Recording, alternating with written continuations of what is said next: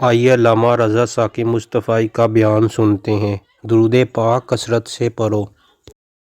درود کا یہ فائدہ بھی ہے کہ طبیعتوں کے اکھڑ پن کو دور کرتا ہے۔ اگر آپ کو یہ پریشانی ہو کہ اولاد اکھڑ مزاج ہے، بات مانتی نہیں ہے، طبیعت میں سختی ہے، تو ان کو بطور وظیفہ درود کی تسبیح دیں۔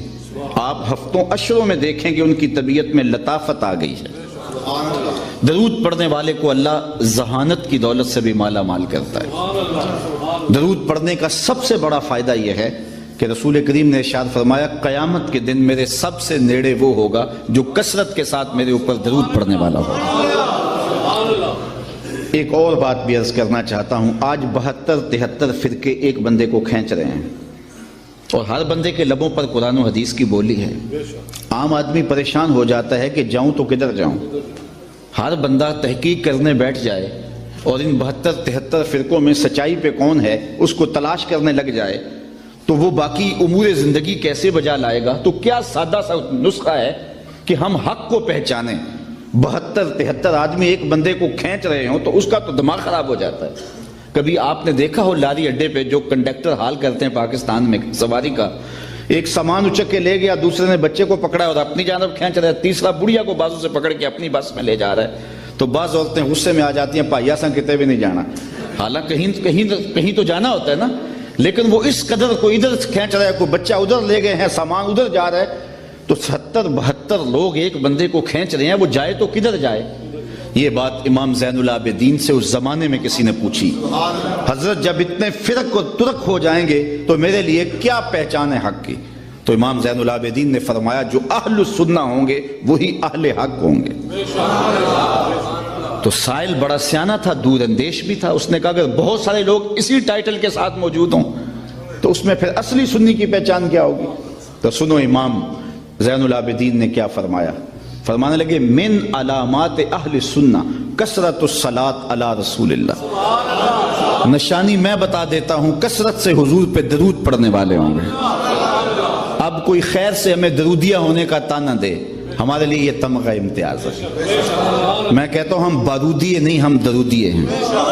یہ ہمارے لیے اعزاز ہے، یہ ہمارے لیے افتخار ہے کہ ہم حضور پہ درود پڑھنے والے ہیں۔ تو کثرت سے درود پڑھو تو اس کا فائدہ یہ ہوگا کہ آپ کو حق ہاتھ میں آ جائے گا۔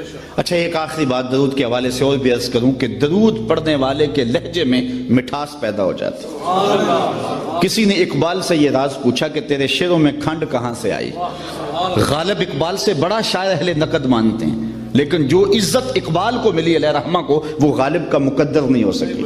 تو کسی نے یہ راز اقبال سے پوچھ لیا کہ تیرے شعروں میں یہ مٹھاس کہاں سے آ گئی؟ تو اس نے کہا کہ میں نے 1.25 کروڑ مرتبہ حضور پہ درود پڑھا تھا۔ یہ سارا شہد نام محمد کا ہے صلی اللہ علیہ وسلم، میں تنہا کمال سخن کو نہ پہنچا، میرے شعر ہیں اور تاثیر ان کی۔ تو اپنی اولاد کو کثرت سے حضور پہ درود پڑھنا سکھائیں گے تو اس کا لازمی نتیجہ یہ ہوگا کہ ان کے سینے میں حضور کا پیار پیدا ہوگا۔ علامہ اقبال جنہیں حکیم الامت کہا جاتا ہے، حکیم الامت وہ ہوتا ہے جو امت کے مرض کی تشخیص بھی کرے پھر اس کی تدبیر بھی کرے۔ تو انہوں نے اس امت کے امراض کی تشخیص بھی کی اور اس کا علاج بھی بتایا۔ وہ اپنے ایک مکتوب میں لکھتے ہیں کہ نئی نسل کے سینے میں حضور کا پیار منتقل کرنے کے لیے آپ کو 3 کام کرنے ہوں گے۔ مختصر وقت میں یہ 3 باتیں آپ کے سامنے رکھنی ہے، اور اگر وقت 2 لمحے بچ گیا تو ایک بات اپنی جانب سے اور میری گفتگو اختتام کو پہنچ جائے گی، اور یہ چیزیں ہم صبح سے ہی اس کو اپنے عمل میں لا کر کے اپنی نسل کی تربیت کرنے میں لگ سکتے ہیں۔ تو اقبال کہتے ہیں کہ نئی نسل کے سینے میں حضور کا پیار منتقل کرنے کے لیے 3 کام کرنے ہوں گے۔ سب سے پہلا کام، ان کو کثرت کے ساتھ حضور پہ درود پڑھنا سکھاؤ، چونکہ اس کا لازمی نتیجہ یہ ہے کہ حضور کے درود کے نتیجے میں دلوں میں حضور کا پیار پیدا ہوا۔ درود طبیعتوں کو نکھارتا ہے، اور ایک بات بتاؤں، درود شریف طبیعتوں میں تقدس پیدا کرتا ہے۔ اگر کسی کو یہ خوف ہو کہ میری اولاد غلط ہاتھوں میں چلی نہ جائے اور ان کی عصمت کا جوہر کہیں برباد نہ ہو جائے، کہیں ان کی نظر کا تقدس نہ لٹ جائے، تو وہ اپنی اولاد کو کثرت سے حضور پہ درود پڑھنے کی ترغیب دے، اولاد کو پاک دامنی نصیب رہے گی۔ غالب جیسا شخص جو بات کرنے کا ڈھب اور سلیقہ جانتا ہے اور جس عنوان سے بھی بولے تو غالب غالب دکھائی دیتا ہے. یہ مسائل تصوف کے یہ تیرا انداز بیاں غالب، ہم تجھے ولی سمجھتے اگر بادہ خار نہ ہوتا. جس عنوان سے بھی آئے ذکر اس پری وش کا، پھر بیاں اپنا تھا، بن گیا رقیب آخر جو رازداں اپنا تھا. تو بات کرنے کا فن جانتا ہے. جب اسے کہا کہ حضور کی مدح میں لب کھول تو قلم پھینک دیتا ہے اور کہتا ہے غالب ثنائے خواجہ بیزداں گزاشتیم کہاں ذات پاک مرتبہ دان محمد است. غالب جب میں جانتا نہیں ہوں تو بیان کیسے کروں؟ تو جو جانتا ہے وہی بیان کرنے والا ہے. اسی کی ظہوری نالے ساڈا کی بیان ہے، اودیاں تے صفتاں دا نات خاں قرآن ہے. سورتاں سپارے رنگ نبی دے جمال دا، لب کے لے آواں کتوں سونا تیرے نال. حضرت شاہ ولی اللہ محدث دہلوی لکھتے ہیں آپ کے مادح کی آخری حد عجز ہے. اگر کوئی حضور کی مدح کرنے بیٹھے تو اس کی آخری حد کیا ہوگی؟ عجز. وہ تھک کے کہے گا لا یمکن الثناء کما کان حقہ بعد از خدا بزرگ توئی قصہ مختصر. تو حق بھی ادا نہیں ہو سکتا، لیکن یہ سعادتیں سمیٹنے کے لیے ہم حضور کا ذکر کرتے ہیں.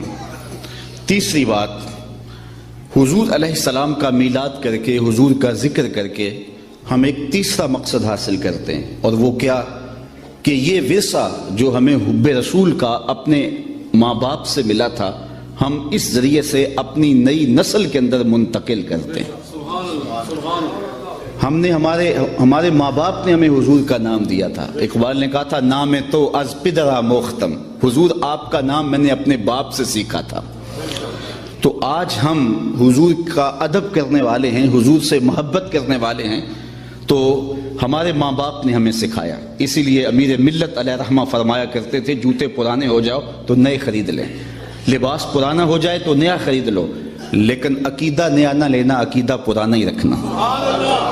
نیشا پور کے ایک محدث آخری دم توڑتے لمحوں میں اپنے شاگردوں کو بلا کے کہنے لگے کہ تم سب گواہ بن جاؤ، میں نیشا پور کی بوڑھی عورتوں کے دین پہ مر رہا ہوں. میرا وہی عقیدہ ہے جو نیشا پور کی بوڑھی عورتوں کا عقیدہ ہے.